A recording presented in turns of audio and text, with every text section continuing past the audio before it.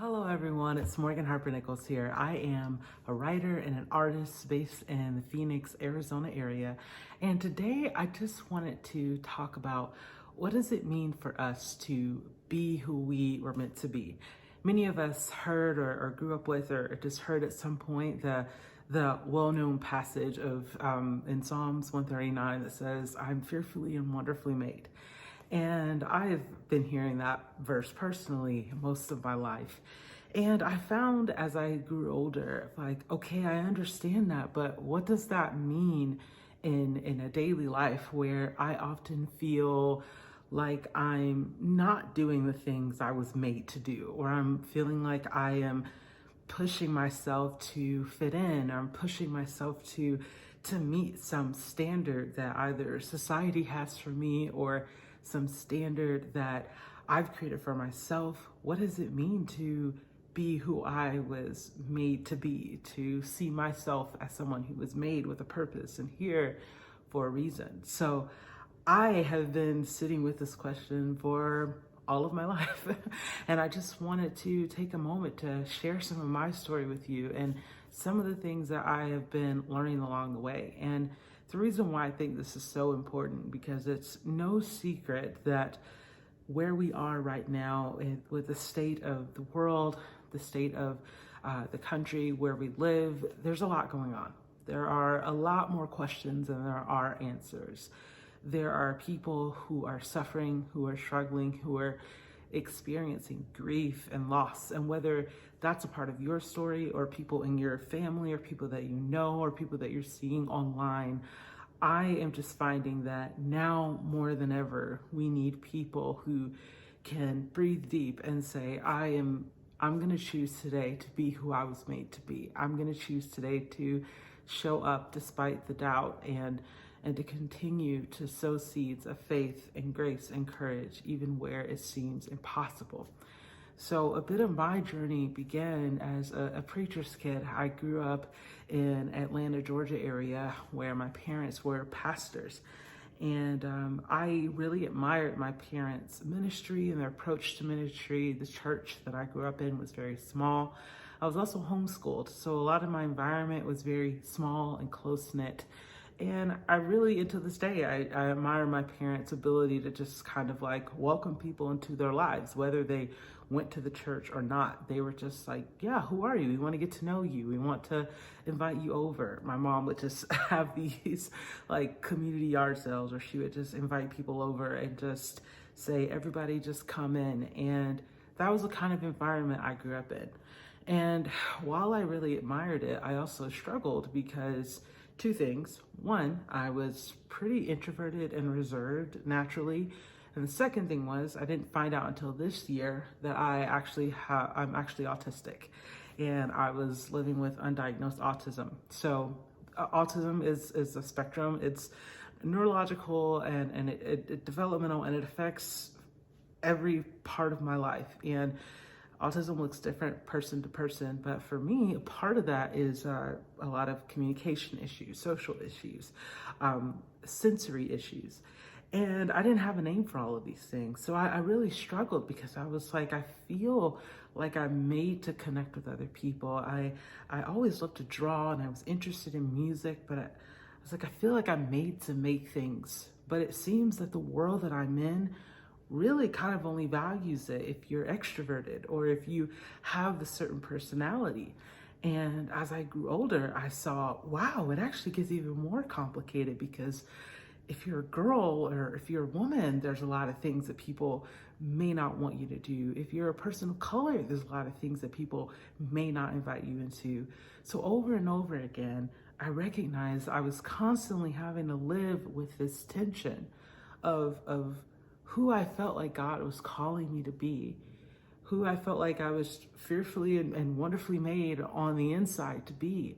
But at the same time, when it came to actually being out in the world, I didn't feel like I was enough. I didn't feel like I was someone who could actually rise to the occasion.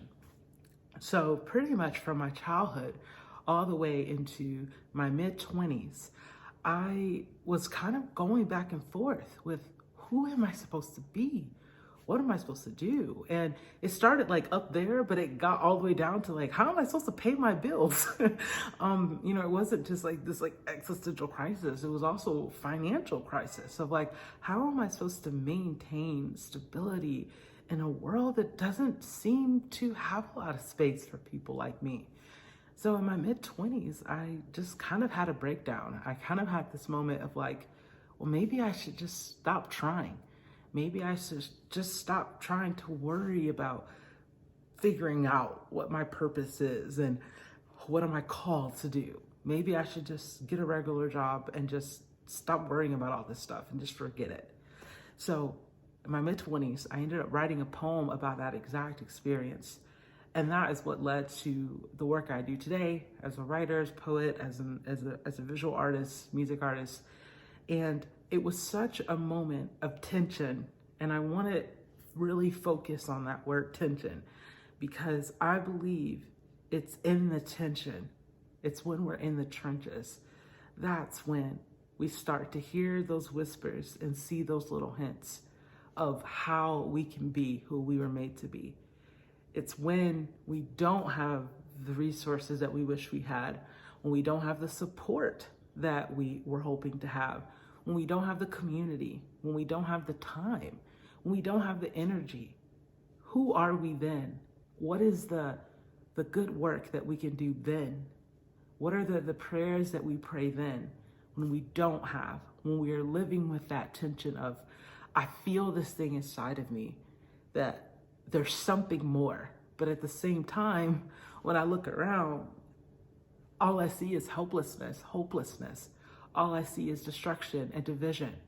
It's in that tension. It's in that tension that I realized, wait a second. Actually, all this time I've been thinking that it took the support of all of these other people, these different people in entertainment industries, all these different rooms that I was hoping to be invited to, all these different tables that I was hoping to be able to sit at. I thought that that's what it took. But at the end of the day, it was a piece of paper and an ink pen and words that I believe, honestly, were words that God spoke through me to put on paper, and it looked like a poem. And that is what ultimately gave me the wake-up call of, this is what you're supposed to be doing. This is what you're made to be doing right now. And the second thing, and I think this is probably even more important, is once you start to recognize those small things that are coming to life in the tension, that's when you recognize the service opportunities, the opportunities to give to others. And that is what ultimately will sustain you on that path of going deeper and deeper into who you were made to be.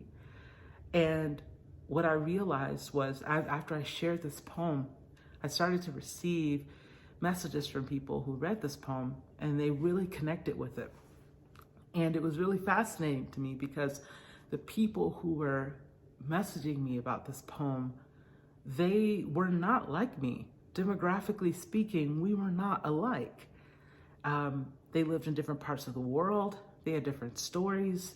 They had been through different things. And I was like, if I had to guess on paper, who I might connect with, I'm like, well, I might connect with somebody like me. But I was wrong. I ended up writing something that, on the outside looking in, these were people that I probably never would have even connected with or crossed paths with had I not shared that poem. And what that taught me was the importance of recognizing this whole thing as who you're made to be. It's not about who I'm made to be for the next 10, 20, 30 years of my life. It's who was I made to be for this moment in time, the people that are in front of me right now. And when I started to receive those messages, I had an opportunity.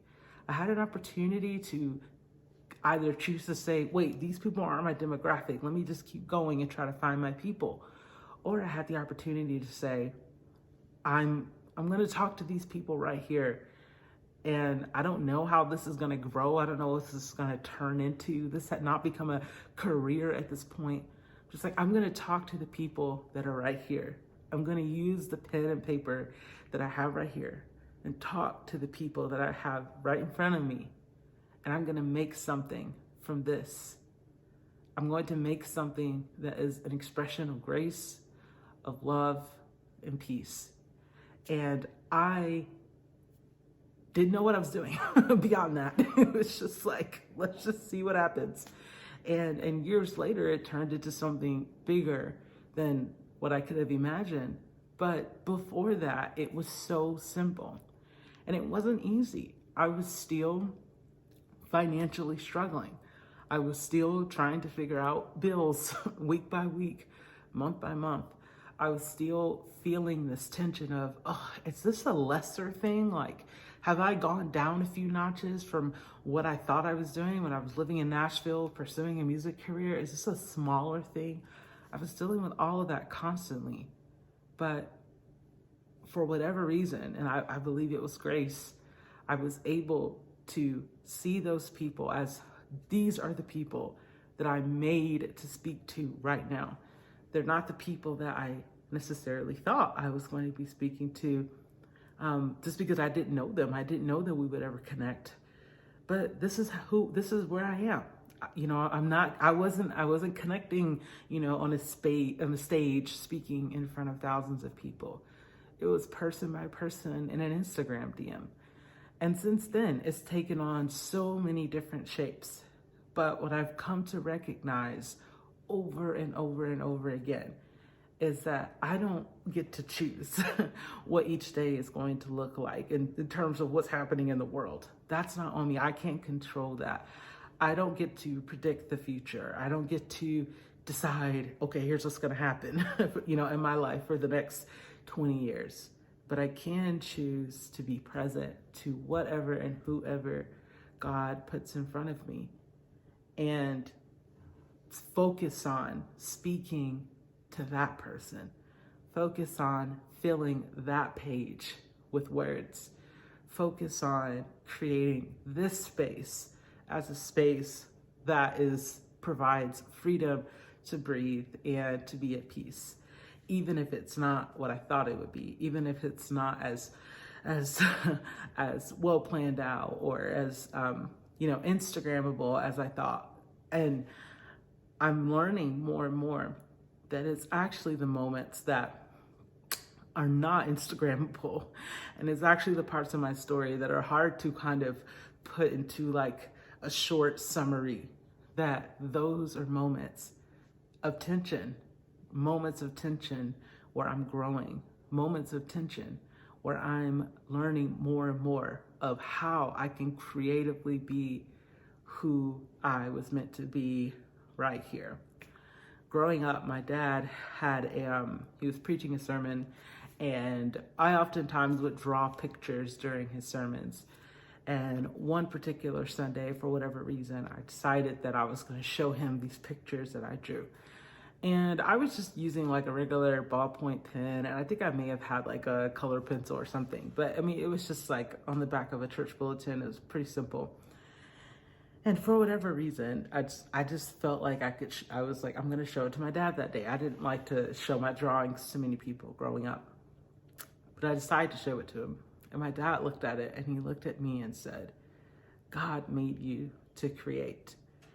And to me, that was a charge. That was a moment that I carried with me from that moment forward. Now, it took me about 20 years in between that moment and the moment I actually was like, I'm an artist. It took me a long time to say that. But that was a seed that was sown that let me know what was possible with a piece of paper and an ink pen. What was possible being on the receiving end of a sermon as a kid, and the little bit that I was able to take in, just how much God could do with so little. So what I want to leave you with is that charge that you were made to make. You were made to make the most of where you are right now. You don't have to figure out what it's going to look like 10 years from now right now, or even 10 weeks from now. What's in this room that you're in right now that you can use as a tool to connect with other people, to show up for others, to make a difference in a world that desperately, desperately needs it? What can you do with the ink pen that's just to your right? What can you do with the phone that's just to your left? What text message can be sent? What letter can be written? What prayer can be prayed? How simple can it be? How simple can it be that you could choose to be who you were made to be by making the most of what you have right here? The time is now. We do not have time to waste. There are far too many people who are battling the very worst right now, who are suffering in silence, suffering alone, crying out and not being heard. We don't have time to waste. Now is the time to make the most of what we have, what God has given us. And that is how we can be who we were made to be.